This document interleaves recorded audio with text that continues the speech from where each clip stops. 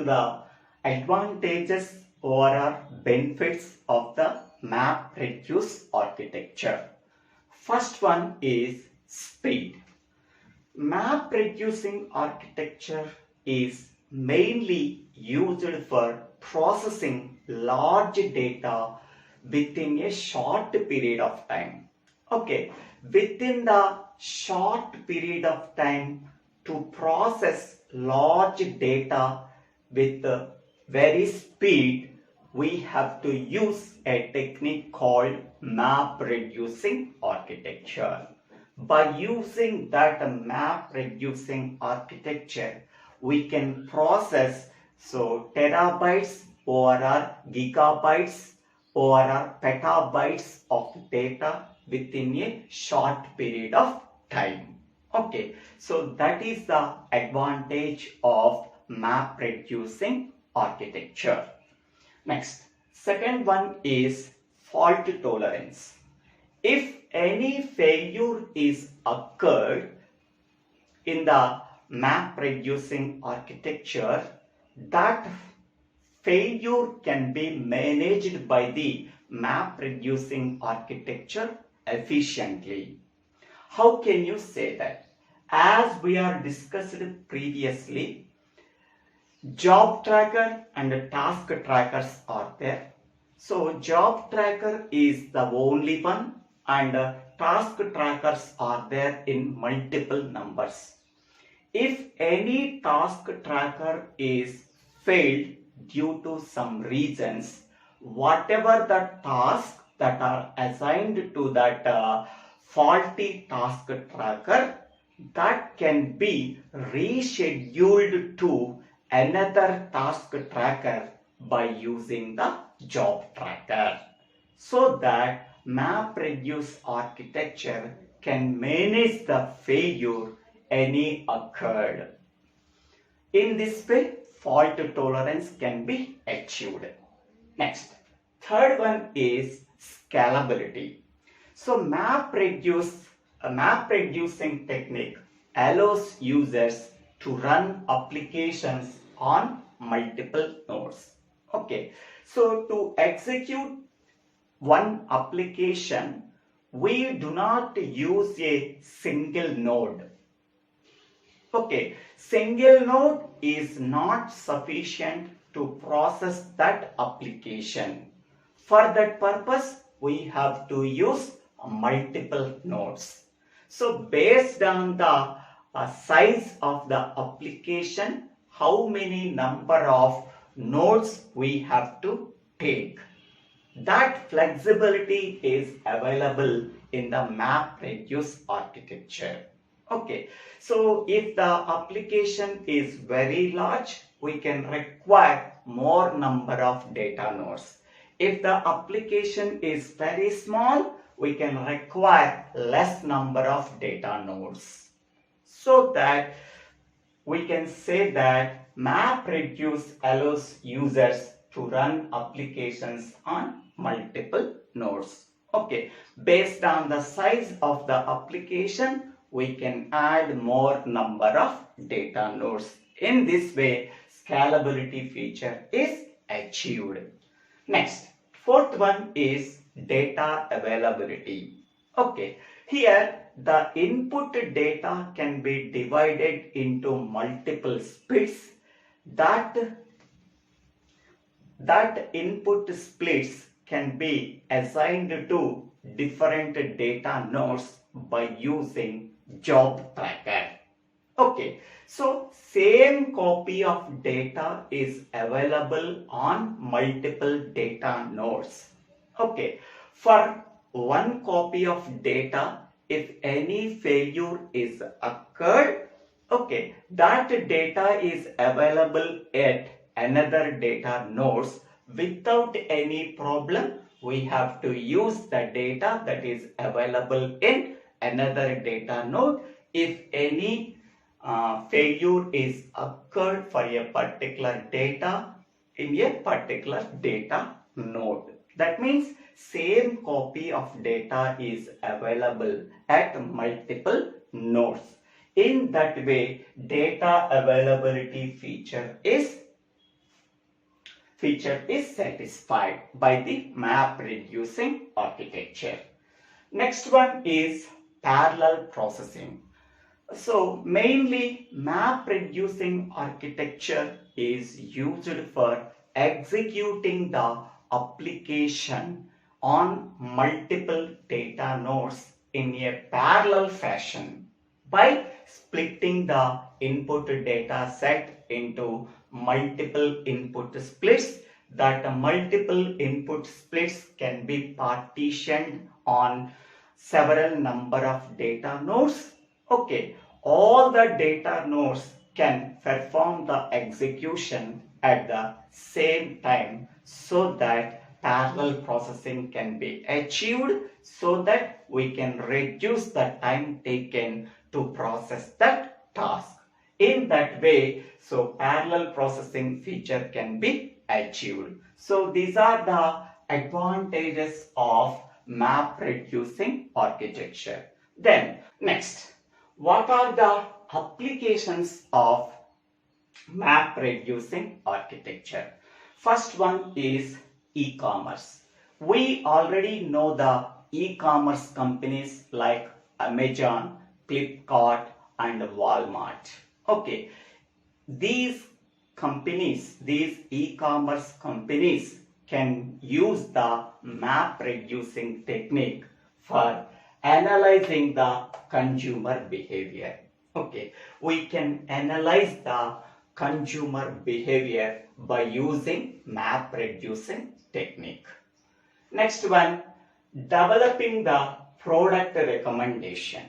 Okay, so in the Amazon or Flipkart, okay, product recommendation is there. Suppose one customer can see a particular product, okay, then the Amazon or Flipkart can provide, so these are the products that are recommended for you. So that is called as product recommendation based on the customer interest. So Amazon or Flipkart websites can provide the product recommendation by using the map reducing architecture. Okay, next one, map reducing architecture can provide other information such as site records. How many number of customers can visit that site? That information can be recorded. Next, purchase history. Which customers can purchase which products on which date, on which time. That information is also provided by the map reducing architecture. And the contact logs. Okay, suppose a customer can buy a product. What is the contact information? What is the mobile number of the customer? That information is provided by the map reducing architecture. So map reducing technique or architecture can be used in the e-commerce companies to analyze the customer behavior, developing the product recommendation and store the site records, purchase history and contact logs. This information is provided by the map reducing architecture in the e-commerce applications. Next, second one is social media. Okay, so map reducing architecture can check the information such as who likes your status, who viewed your profile. Suppose if any customer is there, that customer can opt. Suppose we are taking one person, that person profile is updated. Okay, that information, how many number of users can view the updated profile of a particular person. That information can be recorded by the map reducing architecture in social media applications.